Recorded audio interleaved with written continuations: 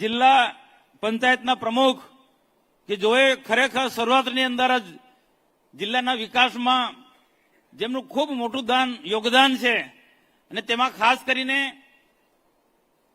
ઘણા વર્ષો પછી ઝઘડિયા વિધાનસભા ભાજપે કબજે કરી રીતેશભાઈ ધારાસભ્ય છે. રીતેશભાઈની સાથે રહીને જે વર્ષોથી ઝઘડિયા વિધાનસભાની અંદર વિકાસના કામો નહોતા થતા એ ખૂબ ઝડપથી તાલુકા પંચાયતના પ્રમુખો ને એમની ટીમ બધા સાથે મળીને અધિકારી વર્ગની સાથે મળીને કે સાચા અર્થમાં ઝઘડિયા વિધાનસભાને પણ 3 તાલુકાના ઝઘડિયા, વાલિયા, નેત્રંગ તાલુકાનો જે વિકાસ કર્યો સર્વાંગી વિકાસ એવા મહેન્દ્રસિંહજી આપણા ભરૂચના આંગણે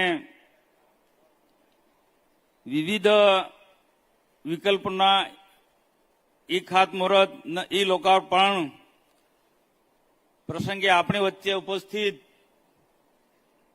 ગુજરાતના એક સાચા અર્થમાં કરીએ તો વિકાસ પુરુષ અને શાંત પ્રકૃતિ પરંતુ વહીવટમાં ખૂબ કાબેલ એવા માનનીય મુખ્યમંત્રી આદરણીય શ્રી ભૂપેન્દ્રભાઈ પટેલ સાહેબ આપણી સાથે વર્ષોથી સંગઠનમાં કામ કર્યું છે અને હવે રાજ્ય સરકારમાં માનનીય મુખ્યમંત્રી સાથે રહીને મંત્રી તરીકેની ખૂબ સુંદર જવાબદારી નિભાવે છે એવા આદરણીય શ્રી પ્રફુલ્લભાઈ પાનસેરિયાજી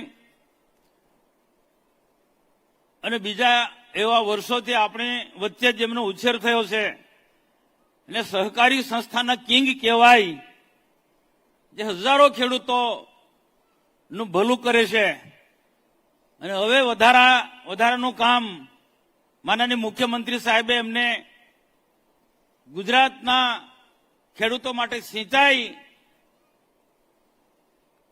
સુવિધા પૂરી પાડવા માટે જે વિશેષ જવાબદારી સોંપી છે એવા પાણી પુરવઠા મંત્રી આદરણીય શ્રી ઈશ્વરસિંહભાઈ પટેલ, મંચ પર બિરાજમાન સર્વે ધારાસભ્ય રમેશભાઈ મિસ્ત્રી, અરુણસિંહભાઈ રાણા, ઝઘડિયાના ધારાસભ્ય ભાઈ શ્રી રીતેશભાઈ વસાવા, જિલ્લા પંચાયતના પ્રમુખ કે જોએ ખરેખર શરૂઆતની અંદર જ જિલ્લાના વિકાસમાં જેમનું ખૂબ મોટું યોગદાન છે અને તેમાં ખાસ કરીને ઘણા વર્ષો પછી ઝઘડિયા વિધાનસભા ભાજપે કબજે કરી રીતેશભાઈ ધારાસભ્ય છે.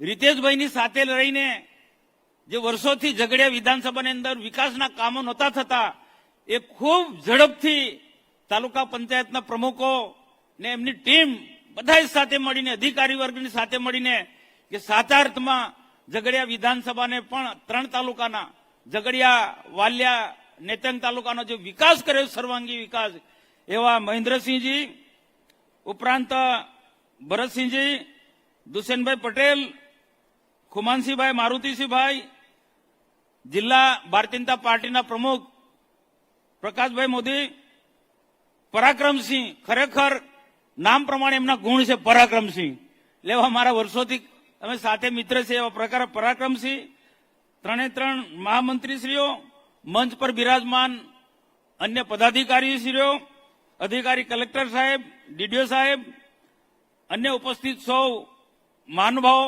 ને ખૂબ મોટી સંખ્યામાં ઉપસ્થિત જિલ્લાના આગેવાન કાર્યકર્તા ભાઈઓ, અધિકારીગણ, સૌપ્રથમ તો આ પ્રસંગે મેં ઈશ્વરભાઈનો આભાર માનું કે એમને બોલવાનું હતું પણ એમનું કેટલું મોટું મન કહેવાય, ઉદાર મન, કે એમનો સમય મને આપી દીધો. આમાં આવા લોકો હોય તો કામ કરવાનો સાહેબ ઉત્સાહ મળે અમને. દિલદાર અમારા ઈશ્વર પ્રમાણે એમના ગુણ છે. આભાર માનું સાહેબ. મારે જાજુ કહેવું નથી કારણ કે સાહેબને પણ સમયસર અહીંયાથી વિદાય આપવાની છે આપણે. પણ સાચા અર્થમાં મહેન્દ્રસિંહજી વાત કરી એ પ્રકારે સાહેબનો ખરેખર વખાણ કરવા જેવું કામ છે મુખ્યમંત્રી સાહેબનો. ગુજરાતમાં તમે જુઓ, બિલકુલ શાંતિથી, સરળતાથી એટલો બધો સુંદર વહીવટ ગુજરાતને તેઓ પૂરું પાડી રહ્યા છે કે ટીકા ટિપ્પણી કરનારા લોકોને પણ એવા કોઈ મુદ્દા નથી મળતા કે મુખ્યમંત્રી ભૂપેન્દ્રભાઈ પટેલને કયા એંગલથી એમને આપણે ટીકા ટિપ્પણી કરીએ. એ પ્રકારનું ખૂબ સુંદર વિકાસનું ગુજરાતમાં કાયદો અને વ્યવસ્થા જાળવવાનું કામ કરી રહ્યા છે. એના માટે એમનો સાહેબનો ખૂબ ખૂબ આભાર માનું અને ભગવાન સ્વામિનારાયણ પરમાત્માને એવી પ્રાર્થના કરું હજુ પણ એમને ખૂબ શક્તિ આપે ગુજરાતમાં વિકાસ કરવા માટે. ભરૂચ જિલ્લાની વાત કરું કે ભરૂચ જિલ્લામાં પણ સમયે સમયે આપણા વિસ્તારની અંદર જે પણ વિકાસને લગતા પ્રશ્નો હોય કે આ જિલ્લાને મૂંઝવતા પ્રશ્નો હોય, અમારા ધારાસભ્યશ્રીથી સંગઠનના માણસો ગયા છે તો સાહેબે તરત જ આપણા પ્રશ્નોને ઉકેલવા તરફ એમને સતત પ્રયત્નો કર્યા છે. આજે રોડ રસ્તાની સ્થિતિ, હેવી ઇન્ડસ્ટ્રીઝ આપણા વિસ્તારની અંદર છે, હેવી વાહનો આવે ને રોડ રસ્તા તૂટી ગયા, કેટલા બધા ચારે બાજુથી રસ્તા તૂટી ગયા હતા. પણ સાહેબને જયારે જિલ્લાનું પ્રતિનિધિત્વ મળ્યું અને બહુ સમય મર્યાદાની અંદર જે ચારે બાજુથી જિલ્લાના રસ્તા ઇન્ડસ્ટ્રીને જોડતા રસ્તા હતા એ બધા જ રસ્તા બની ગયા છે અને એમાં કેટલાક રસ્તા મંજૂર થઈ ગયા, કામ ચાલુ છે. અને આજે સાચા અર્થમાં ઇન્ડસ્ટ્રીને જોડતા રસ્તા હોય, ભરૂચથી દહેજ હોય કે પછી અંકલેશ્વરથી મહારાષ્ટ્રને જોડતો રસ્તો હોય, ડેડિયાપાડા નેત્રંગ વાળો, એ પણ સાહેબ એટલો આજે રસ્તો ટનાટન બની ગયો છે કે આ લોકો તમને આશીર્વાદ આપે. સાહેબ આજે ખરેખર જિલ્લાના વિકાસની દ્રષ્ટિએ જોઈએ તો એક એક ક્ષેત્રે આજે જિલ્લો પણ ખૂબ આગળ વિકાસના માર્ગે આગળ વધી રહ્યો છે. મહેન્દ્રસિંહ જે વાત કરી તે પ્રકારે કે સાચા અર્થમાં મહેન્દ્રસિંહને પણ હું અભિનંદન આપું. એમની રીતેશની સાથે રહીને, ધારાસભ્ય સાથે રહીને એમને કામ કર્યું છે કે નાનામાં નાનું કામ હોય એ પણ મહેન્દ્રસિંહ જિલ્લા પંચાયતના પ્રમુખ તરીકે એમને ધ્યાન આપ્યું છે અને બધાને સાથે રહીને જ્યાં વર્ષોથી એવા જે જરૂરી હતા વિકાસના કામો અને આજે જે એમને ફંડ લાયા, લોકલ ફંડ, જે બચત વર્ષોથી એનો કોઈ ફંડનો કોઈ કિંમત નહોતું કરતું, પણ કોઈક અધિકારી એમને ધ્યાન દોર્યું અને મુખ્યમંત્રી સાહેબને પાસે ગયા અને કરોડો રૂપિયાનું આ જે લોખંડ ફંડ જે બચત પડેલું હતું એ લાયા છે ને આ જિલ્લાના વિકાસમાં ખૂબ ઉપયોગી અલગ અલગ વિકાસના કામો એને થવાના છે.